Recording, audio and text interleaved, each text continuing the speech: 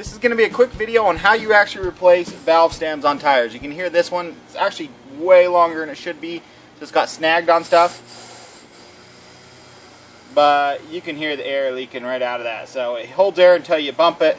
And this is the exact same for a car tire. This is on a small ATV go-kart, but car tire will be identical. First thing you want to do is pull the tire off. Now, if your valve stem hasn't deflated the tire, we need to deflate it. And you can use a valve remover core tool like this, and this is actually what I recommend even installing the new valve core with. But valve stem, Schrader valve, whatever. So that's the valve core out of the Schrader valve, right? And so, but ours is actually ripped apparently. So the only way to remove it is to actually cut it. And this one's way too long for what should be in there.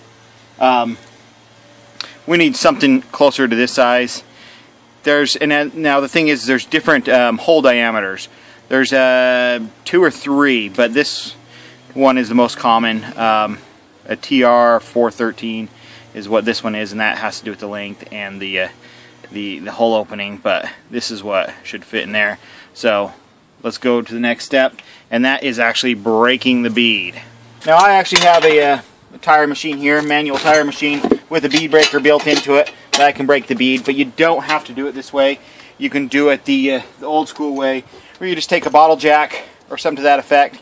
You put the one side under your car or under the bumper of a truck or under virtually anything else, and you just put this right next to on the rubber as close to the rim as possible, and you just jack it up and it pushes pressure down, and you do it in a couple different spots until you can actually get this bead to break. We'll do it with the tire changer right now, and we only need to break the side with the valve stem in it. There we go. Now the other thing is, it's nice to have something, you know, whether it be your knee or something else, something that can hold that open. We'll use the bottle jack, and we'll get this out here. But you can see the back side of the valve stem right here, and I'm just going to finish ripping this off, and here we are. So if you haven't bought your valve stem yet, you go down, you measure it, you can find out exactly which one you need. I got it right here, and it should be about this length instead of this long. You know, it shouldn't stick out that far. Now what we're going to do is, this one has the core already in it. The other side of this tool that you can buy, and they're everywhere, at every auto parts store, even at Walmart, screws right on there and gives you a grip to pull this through. They do have a special tool for this, but that works. Now we're going to want to lube this up a little bit.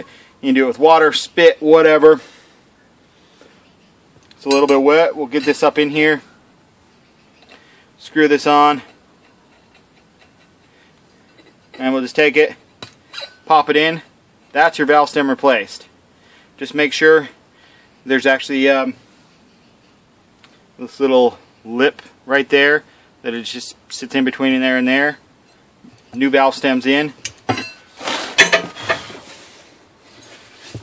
Now if you don't want this bead to leak once you reseal it, make sure it's clean all the way around. If it's rusty, they do have Bead Sealer, but now the thing is, you want to get it wet with soapy water, or at least just a little bit of water. I have some actual tire sealant stuff right here. It's kind of slimy, and I'll just rub a little bit around there, a little bit on my rim. If you do have seals that have a problem, you can use the tire slime. You can actually take a little bit of tire slime and run that around there, and that'll help seal up bad beads. Now I'm going to take my tire filler, and I'm going to hook this on. It's going to pop. I'm getting a lot of...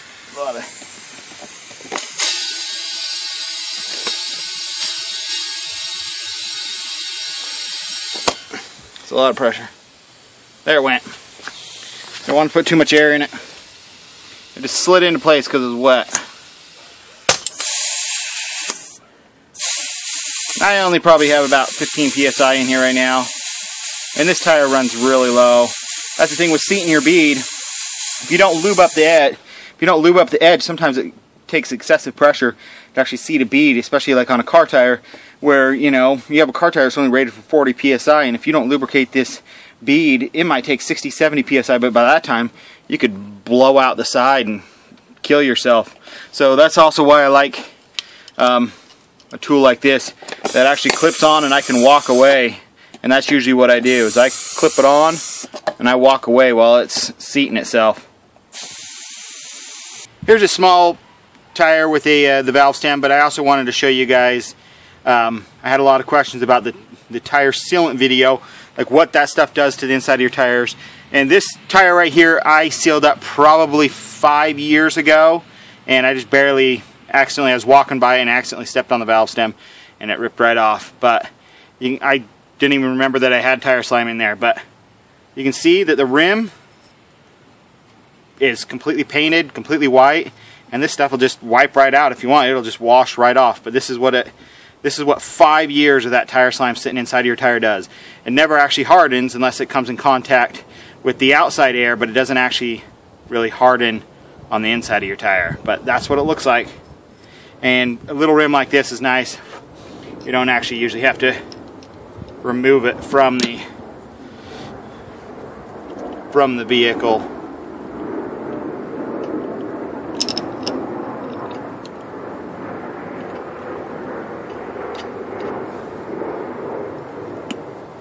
Done.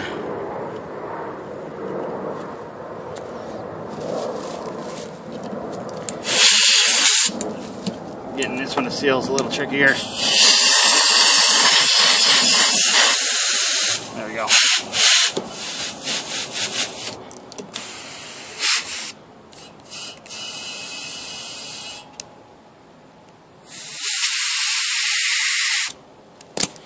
Done. New valve stem, just like that.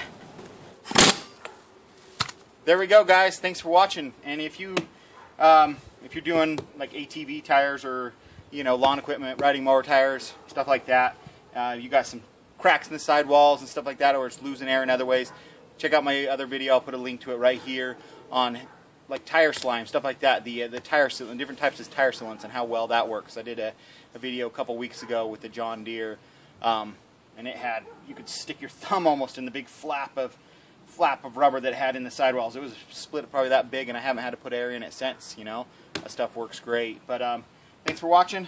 Don't forget to rate, comment, and subscribe. Why not? Thanks, guys. See you soon. Bye.